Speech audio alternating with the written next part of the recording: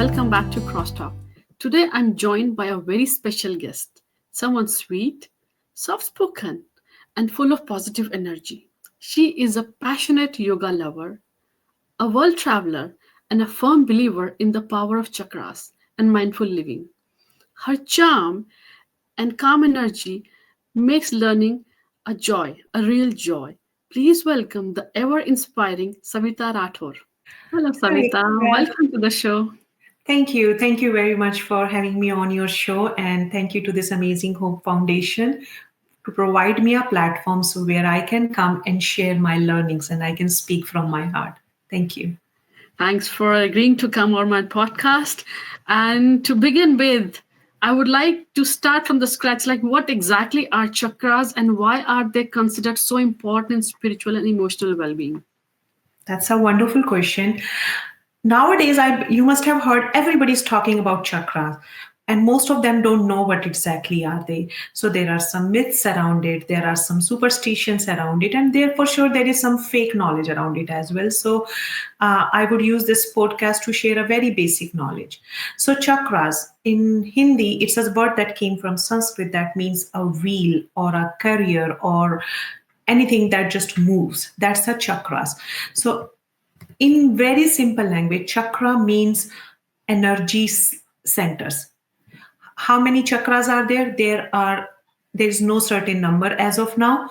Some people say it's 7, some people say it's 14, some stories will say 21, and some stories even speak about 144 as well. Oh, And I'm not here to negate any of those stories, but on a popular level, there are 7 energy channels to whom we say chakras. These chakra deeply impact our physical and mental well-being.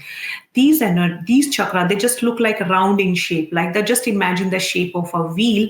They are located inside our spine, right from the bottom all the way up to top. These 7 chakras, they, as you can see behind that, they located all along our spine and they impact us on a different physical and well-being level. So today wow. here we'll just talk about 7 of them. Oh, great. I was just going to ask, like, if you can break the 7 main chakras and explain how what they represent. So since in so you know I'm sure most of us must have read about Maslow's theory of hierarchy in our school. Chakras were definitely not a part of our syllabus, but Maslow's theory of hierarchy was taught everywhere in the school. So can you imagine where does this theory came from? It's the same thing that has been driven from our chakras, where he said that in a human body, there is a need of hierarchy. What comes first and what comes second. The same, if you look at chakras behind me, the first one is red in color. This is known as the Muladhara chakra or the root chakra. If the audience want, they can choose to touch their body. This chakra is located on the bottom level of your spine. It's where your sit bone is on a normal level. You can touch your private organs or you can just keep your hand few inches above it, which is equally okay. You will still radiate the energy. Okay. Our root chakra is the most basic and most essential. You know, what is the most basic need of a humanity? Mm-hmm. Food, shelter, clothes, safety. When your this chakra is aligned, you feel secure in your life. And when this chakra is misaligned, no matter what kind of resources you have, you will always feel insecure about, oh, I will not be able to pay the bank EMI next month. Oh, I might not have a good food. Oh, you know, the food prices are going up. Oh, you know, this is world is happening in the world and that's going to impact me. When your red chakra, root chakra is misaligned, you got worried about your basic needs. Moving up. Next one is sacral chakra. This chakra is just 3 fingertips below your navel. So, one root chakra above, below your navel, 3 inches below that. This chakra is orange in color. Now, you have got your food, you have got your basic necessity. Now, what do you want? As a human being, we want to procreate. We have some creativity instinct in us. Mm-hmm. That procreation means have some sexual activity. That means to and have intimacy with somebody else, maybe it's on an emotional level or physical level.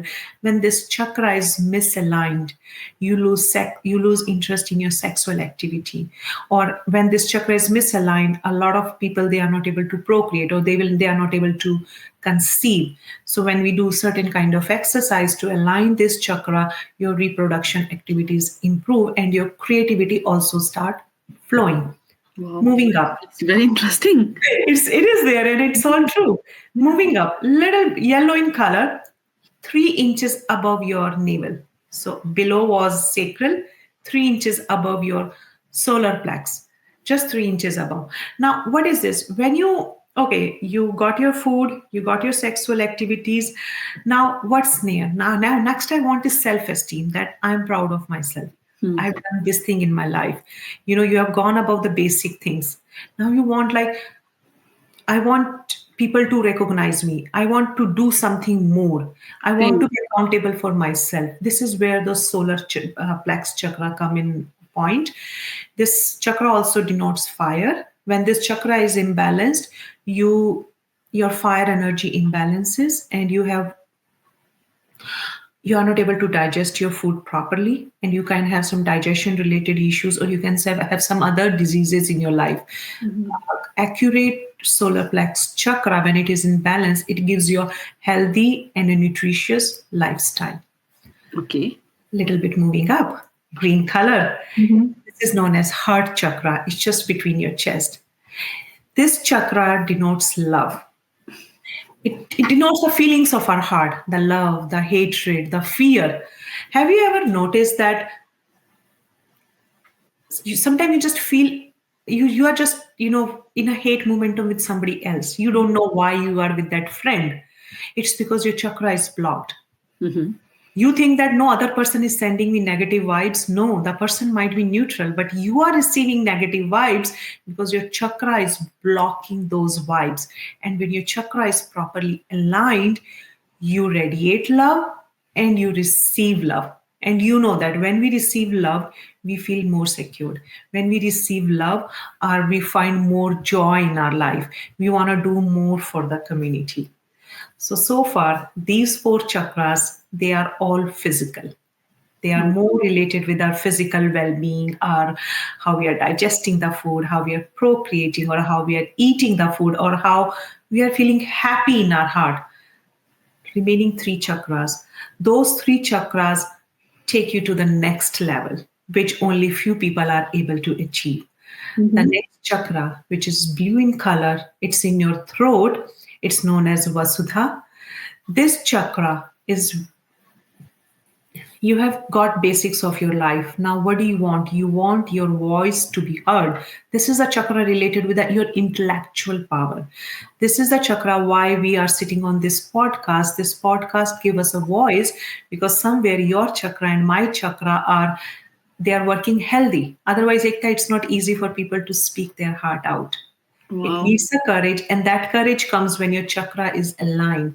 Same goes with the author. They have a lot of ideas in their mind, but they are not able to write it down. An artist has a lot of ideas, they are not able to depict it. It's because your throat chakra is misaligned. So, a throat chakra is an intellectual place and it gives us power beyond that. Moving up to chakra 6, which is Anjane chakra, or the third eye chakra, I guess most popular of all.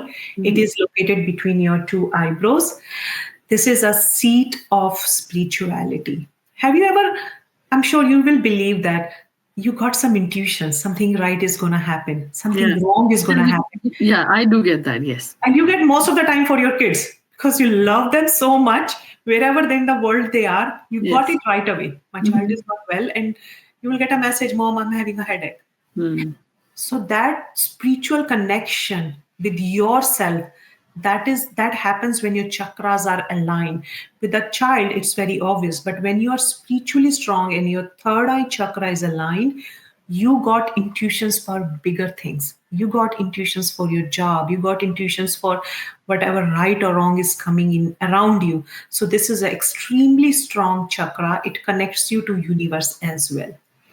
Moving up to the last chakra, which is known as Sahasra chakra or the crown chakra.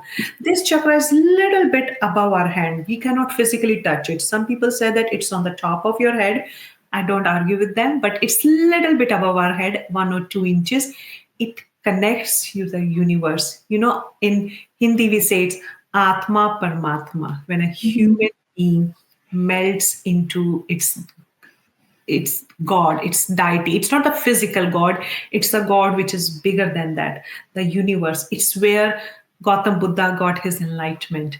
It's that kind of spiritual experience. When this chakra is working well, you got that spiritual experience.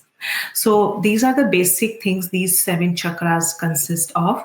And Ekta, I will take additional minute to tell you a little bit about it. These chakras, nobody knew about it. So these chakras were included in our Yoga Sutras, which was 2000 years ago. Mm-hmm. And of lately, with the science research, we have found that on each of these chakra or energy level, there are certain glands situated which regulate our human body. Just to say that throat chakra, thyroid gland.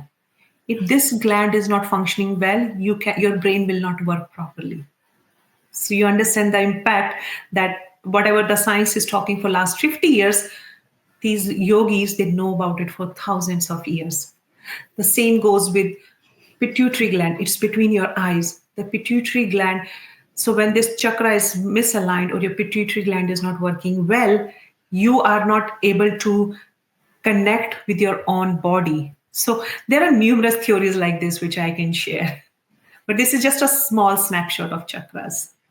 Wow, so much of information. I didn't interrupt in between. I thought, no, you're just going in the flow. Let me just, just let you do it, and not to bother you in between, and so that it breaks and you kind of you know I take you to other direction. But this is very, very interesting and something new for me.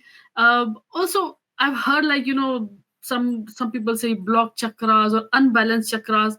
What is that? Like, how do you block or unbalance chakra? Do they affect a person physically, mentally, emotionally, or something? Does it really exist? Yes, it does exist. As I said, that you are eating food and your food is not digesting well. That means you are not getting sufficient nutrition out of it. You are saying that, oh, I'm eating all the iron tablets, but somehow I'm still lacking in blood. That means somewhere your solar plex chakra is blocked. Blocked means that they are not able to move well. In our body, they spin like this. So they are not able to spin well. Why do they get blocked? Maybe we have too much of negative energies filled up in our body. Maybe they are stuck because of some of our activities or our, how we are unawareness as well.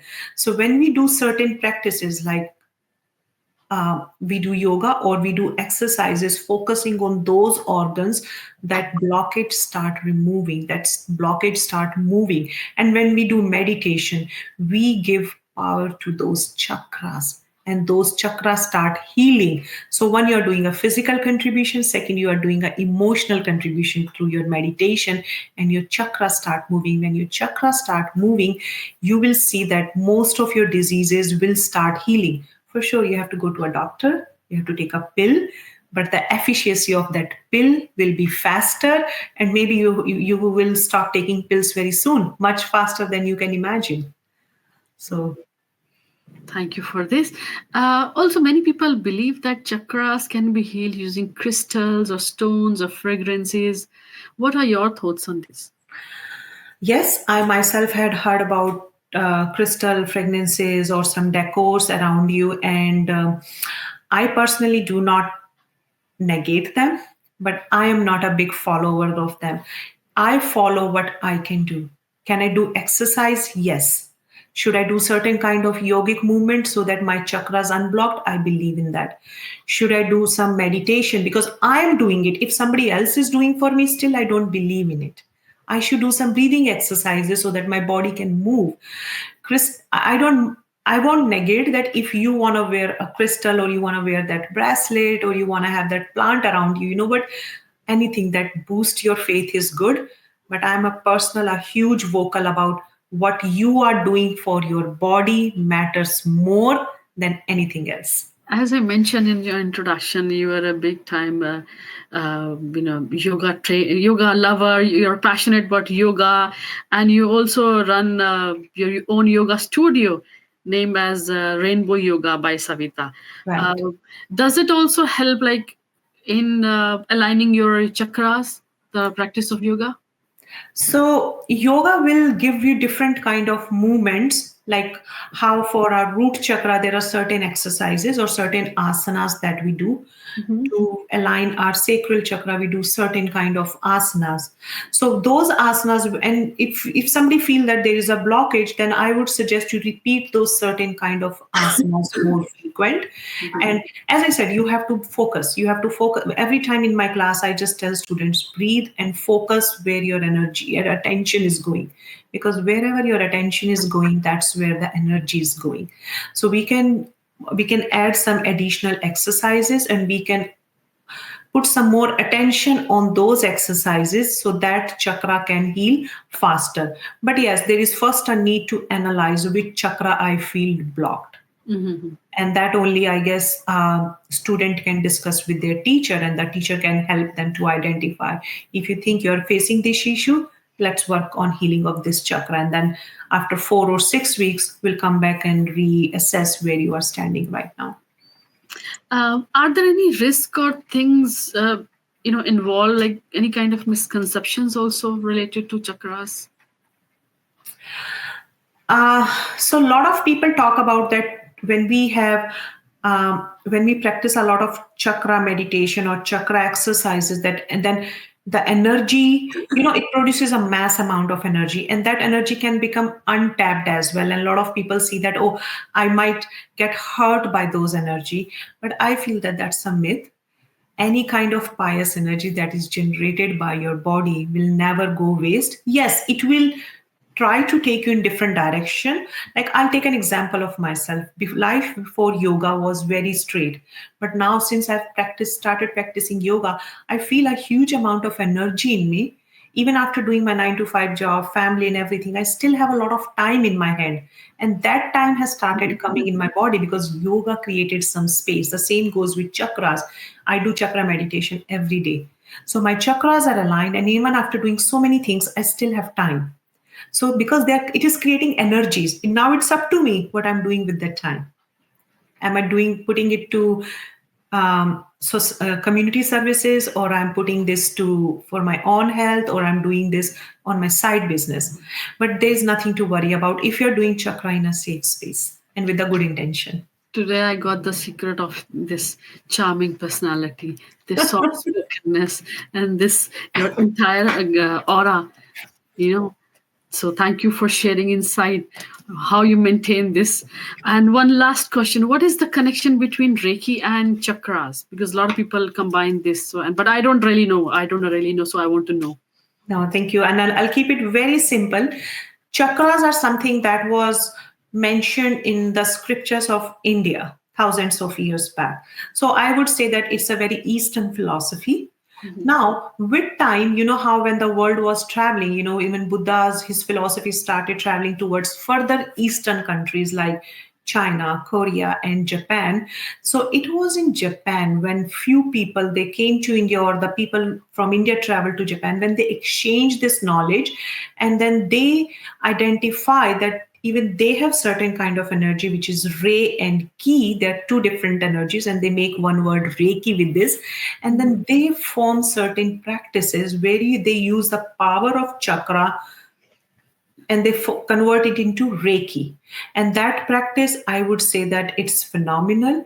It has a great healing advantages, and you will see that now in the Western world, reiki is such a popular form of healing technique. So in a reiki master will set up an appointment with you, and he will work on your chakras alignment.